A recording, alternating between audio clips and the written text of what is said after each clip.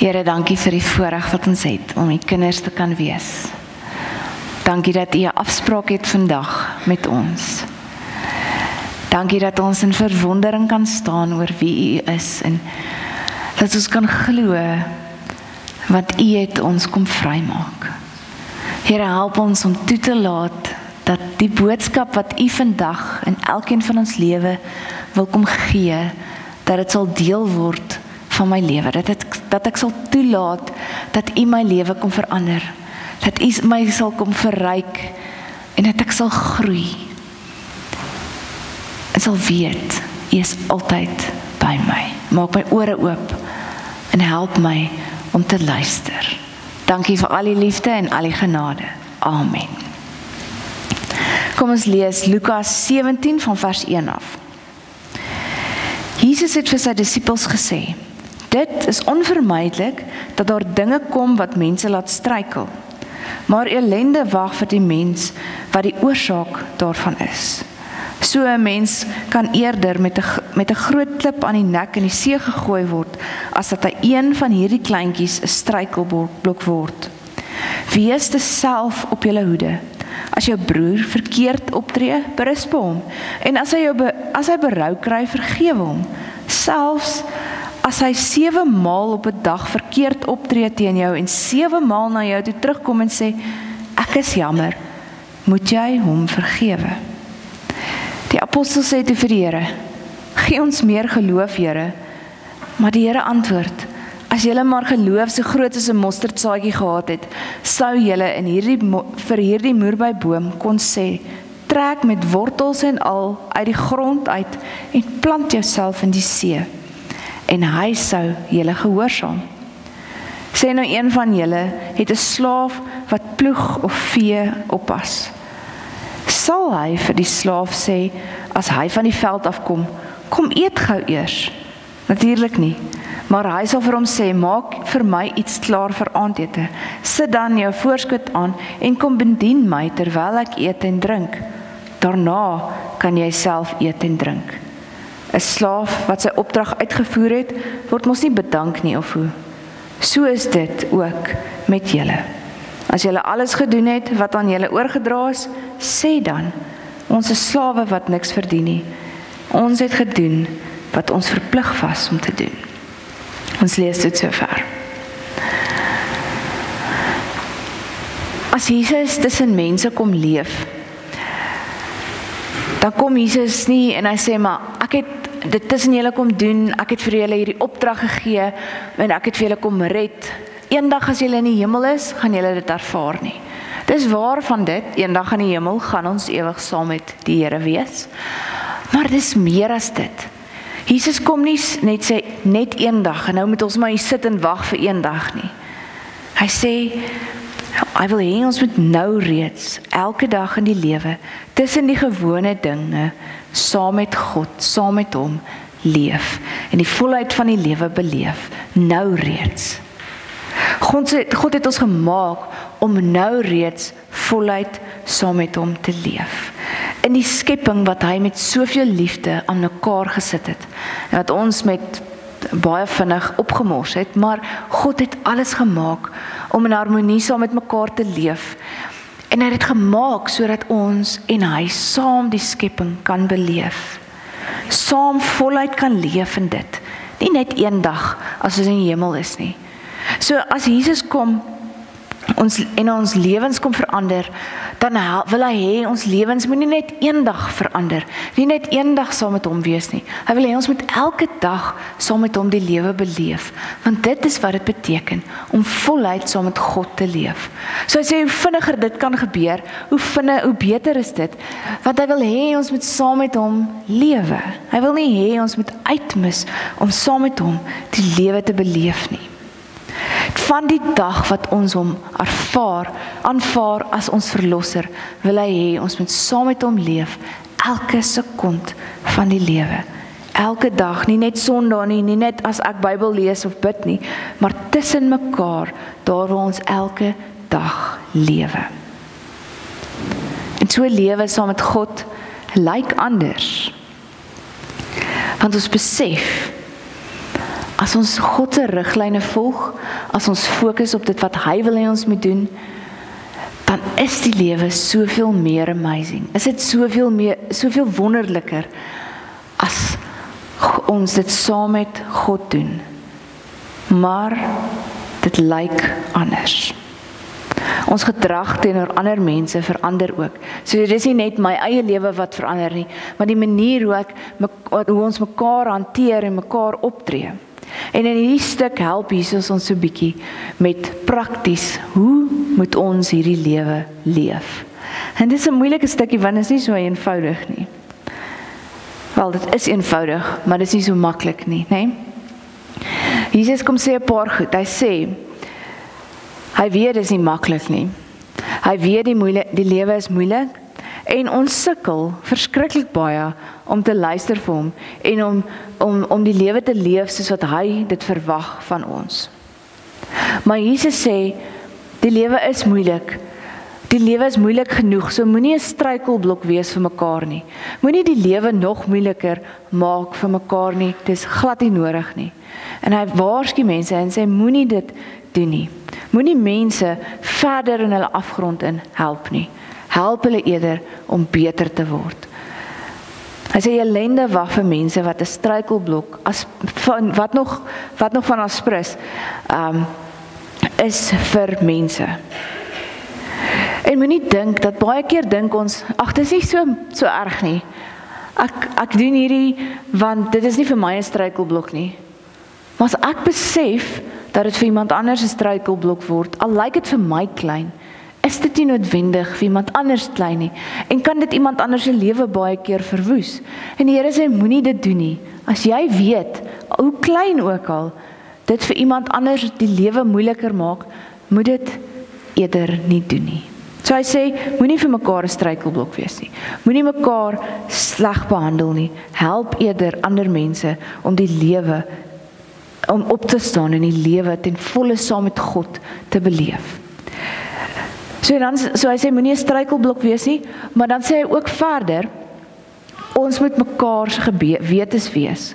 Ons moet mekaar help. As ons sien mense, ons geliefdes of die mense wat naby ons is besig om droog te maak, dan moet ons hulle help. Want as hulle dit nie raak sien nie, dan gaan hulle dit aanhou doen, en dan verwoes hulle eie lewe op die ou end. Die Here sê, moenie dit doen nie, help mekaar. Help mekaar in liefde. Ons moet mekaar help in liefde. Ons moet praat, ons moet kommunikeer. Ons het nodig om mekaar op te bou. Net soos 'n mens 'n kind help ook op die regte pad, sê God, ons moet mekaar help op die regte pad.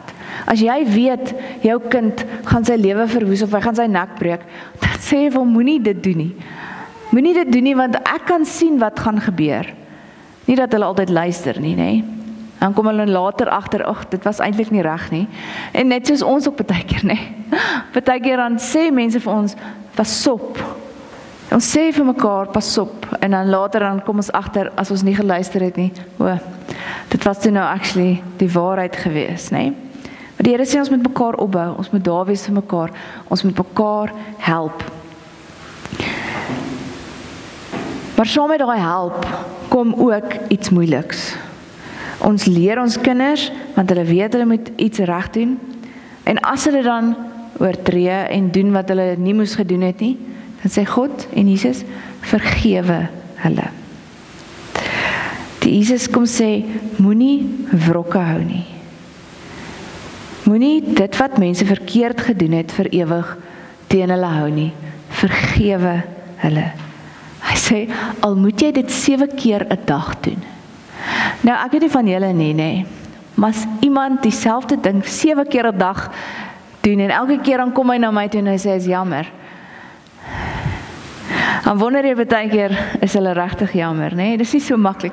Jesus sê, vergewe hulle.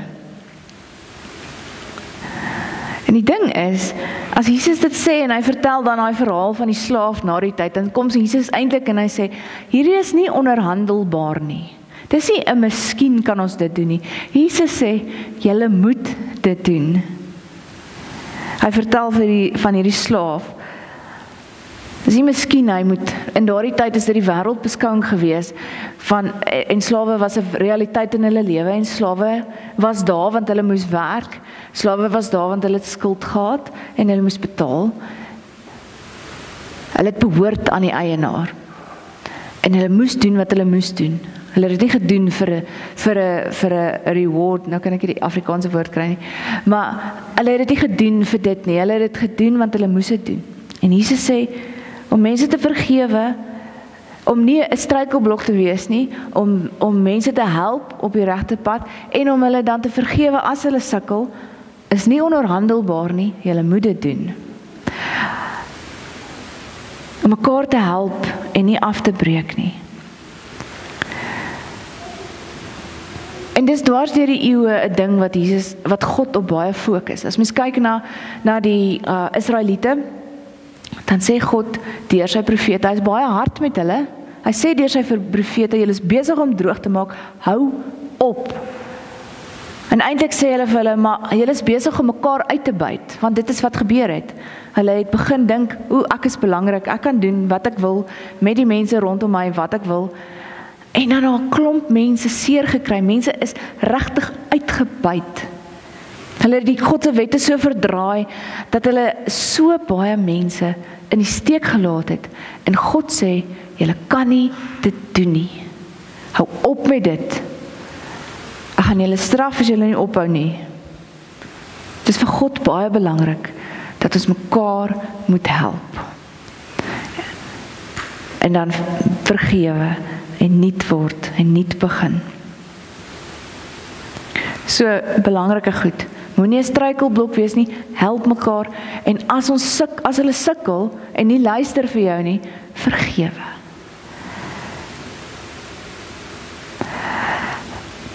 Maar dan kom die disippels en hulle vra,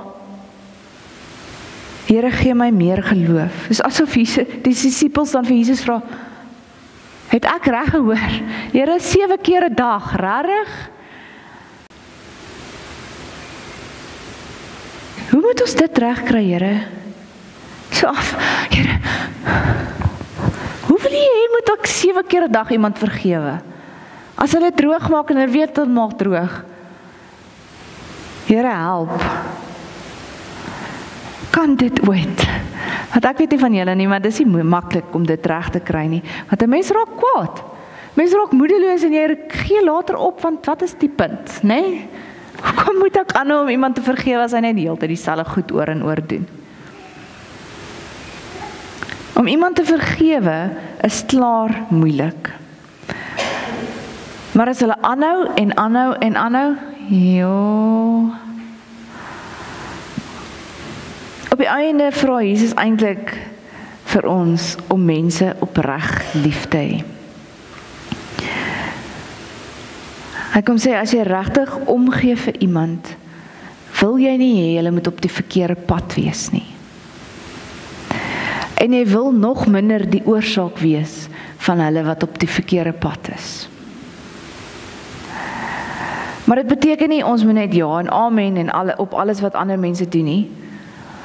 Dit vra eerlikheid, dit vra diep, ernstige, opregte gesprekke, opregte verhoudings, want 'n mens kan net regtig iemand help en aanspreek as jy 'n verhouding met hulle het, né? Nee?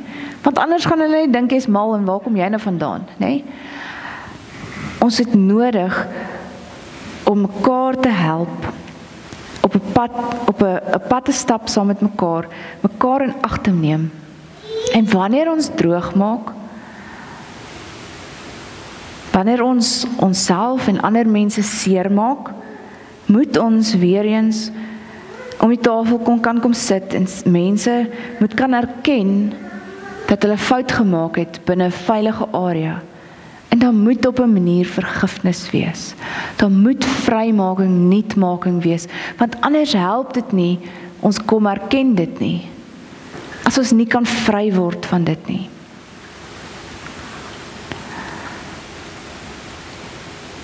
Die kwaad moet iewers ophou. Hoekom is dit so belangrik? Hoekom hamer Jesus so? Hoekom sê Jesus so ernstig vir ons? Ons moet vergewe. Die ding van vergifnis is, wanneer daar nie vergifnis is nie, op watter skaal ook al, klein of groot, as dit nie gebeur nie, kan daar nie genesing plaasvind nie. En vergewe beteken nie, nou is alles reg, en dit wat ek gedoen het is oké, ons kan nou maar net aangaan nie. Die verkeerd bly daar, maar ons spreek die mens vry. Dis eerder 'n stuk vrymaking. Wanneer ons vergewe, dan spreek ons mense vry en ons help mense om innig jammer te kan wees oor dit wat hulle gedoen het. Vir die Here om daai seer, as iemand iets teen my kom doen het, en ek sê vir die Here, okay, ek vergewe hierdie mens, dan beteken dit nie dit wat hulle gedoen het is reg nie, maar ek kom sê vir die Here, hierdie is my situasie, hierdie het seer gemaak, help my. Here, ek gee hierdie mens oor aan U, en ek vertrou dat U met hierdie persoon 'n pad gaan stap wat nodig is. Dat U hom help of haar help om weer op die regte pad te kom. En die Here sê vir ons in Romeine 12, ek sal vergeld. Moenie jy dit doen nie, wees jy lief vir mense. Ek sal vergeld, ek sal die straf uitdeel. Vertrou my dat ek die beste weet vir hierdie mense. En die ding is, as God mense kom nuut maak, beteken nie, nou gaan die mense tot bekering kom en alles gaan net honkie-dorie wees nie. As 'n mens regtig tot bekering kom, dan word jy gekonfronteer met jou eie sondigheid. Jy word gekonfronteer met jou eie, alles wat jy verkeerd gedoen het, want jy moet besef, wat ek gedoen het is nie reg nie, my lewe is nie op die regte pad nie. Ons moet eers ons sonde kan erken, voordat ons besef, hoe groot ons redding is. As ons dink ons lewe 'n perfekte lewe, gaan jy nie vir Jesus as jou verlosser aanvaar nie, want jy gaan dink, ek het dit nie nodig nie, my lewe is dan 100% fyn. So vir mense om hulle lewe om te draai in die regte pad, om hulle lewe vir die Here te gee, word hulle gekonfronteer met hulle sondigheid. So God kom sê, los dit vir my, moenie jy straf nie, los dit vir my, ek weet wat ek doen. So wanneer ons vergewe, dan sê ons, Here, hierso is hierdie persoon, help hom of haar. Dit is 'n stuk bevryding, om te sê, maar Here, U weet die beste in hierdie mens se lewe. Maar vergifnis is ook meer as dit, dit gaan oor twee kante. So aan die een kant om daardie persoon te vergewe en hulle in die hande van die Here te plaas en te vertrou, maar die Here gaan met hierdie persoon 'n pad stap. En aan die ander kant, myself ook. Want wanneer ons wrokke hou, dan maak dit my eie lewe suur. Wanneer ek kwaad bly vir mense, kan ek nie aanbeweeg met my eie lewe nie.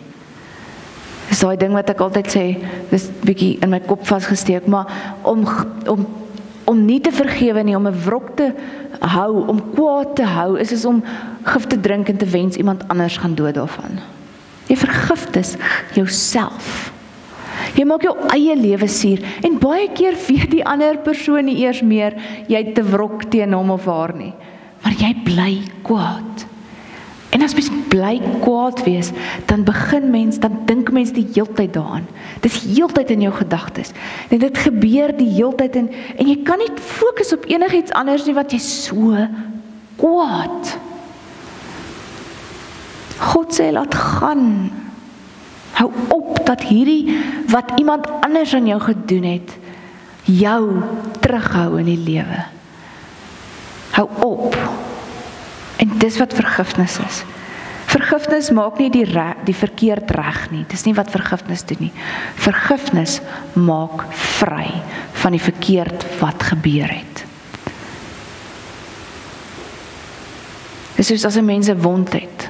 As jy nie die wond hanteer nie, as jy nie die infeksie uit die wond uithaal nie, en jy plak dit net toe en jy maak of dit nie daar is nie, dan word die infeksie meer en dit infiltreer in jou hele lyf in en later word jy so siek en as jy niks doen aan die infeksie, dan maak die infeksie jou fisies dood. God sê, krap hy goed uit. Krap het uit, laat gaan van dit. En wanneer ons dit doen, dan, dis deel van ons lewe, beteken nie ons vergeet nie, ons kan nie vergeet nie, dis amper nie moontlik nie, maar dan word daai wond genees. En ja, daar's letsels, maar dit maak nie meer seer nie.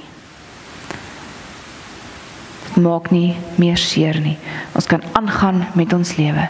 Ja, as ons kyk daarna, kan ons sê, okay, ons het geleer hieruit, of ons het nuwe dinge ontdek, of ons verstaan dat dit nie reg was in ons lewe nie, maar dit het nie meer 'n impak op my lewe nie. Dit hou my nie meer terug in die lewe nie. Dit maak my vry.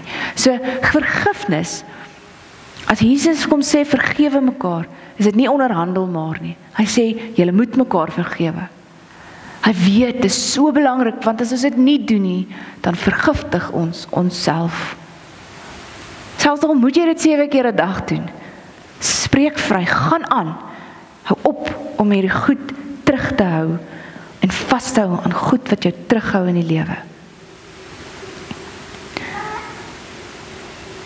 Te sê, Here, ek is kwaad.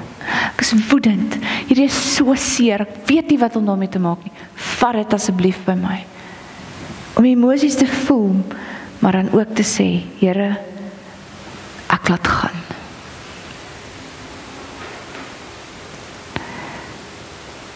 Hoekom vra die disippels vir meer geloof? Want Jesus vertel hierdie verhaal, hy sê, moenie 'n struikelblok wees nie, help mekaar op die regte pad, tot daar is dit nog, okay, ons kan dit doen, maar dan sê Jesus, vergewe mense tot 7 keer 'n dag, en dan sit soos, hoekom vra hulle vir meer geloof? Wanneer ons glo, dis soos hierdie saadjie, ons weet hier is 'n saadjie, ons weet, want ons het dit al gesien, nee? Ons het al gesien hoe word saadjies bome, nee? As jy dit nie weet nie, en God sê vir jou, hierdie gaan 'n boom word, vertrou my. Dis geloof. Geloof is om te glo dat iets kan gebeur, ten spyte van die feit dat ek nie nou bewyse daarvan het nie.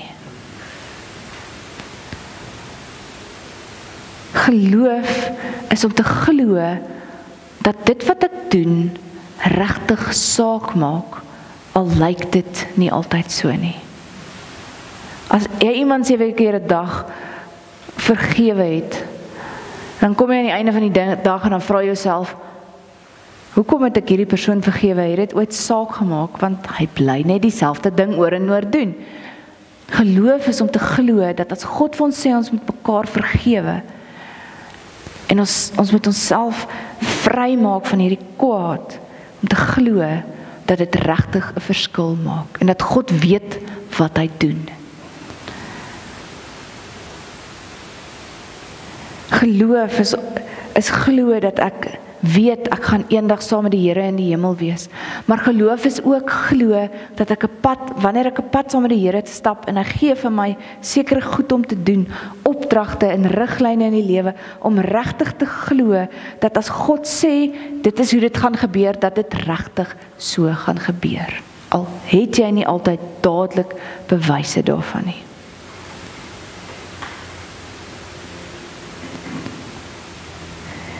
Jesus sê, glo dat dit wat jy doen wel 'n verskil maak. Al lyk dit totaal en al onmoontlik. Dis 'n binnekalm wat die Here vir ons kom gee. Hy sê, Here, ek weet dat ek weet dat ek weet. Hierdie lyk onmoontlik en ek is al moedeloos, maar ek weet, U het gesê ek moet dit doen, so ek vertrou dat hierdie kan gebeur. Dis moeilik, nee? Dis moeilik.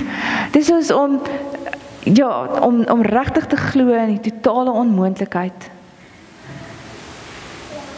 Want die lewe het ons al so oor en oor die teenoorgestelde so half kom bewys. God sê, vertrou my.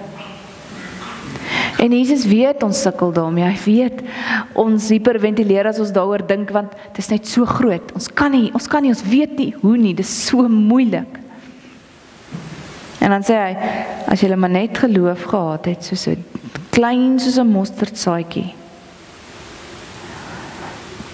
want miskien sou julle dit dan actually gedoen het, regtig gehoorsaam gewees het. Die Here sê dit is moontlik. Weet dit. As ek vir jou opdrag gee, as ek riglyne vir jou gee, weet dat al lyk dit nie altyd of dit 'n verskil maak nie, dit doen. Vertrou my. So mag ons glo dat as God vir ons iets kom sê, as hy van ons riglyne in die lewe kom gee, dat dit regtig 'n verskil kan maak. Kom ons bid saam. Here, wat U van ons vra is moeilik.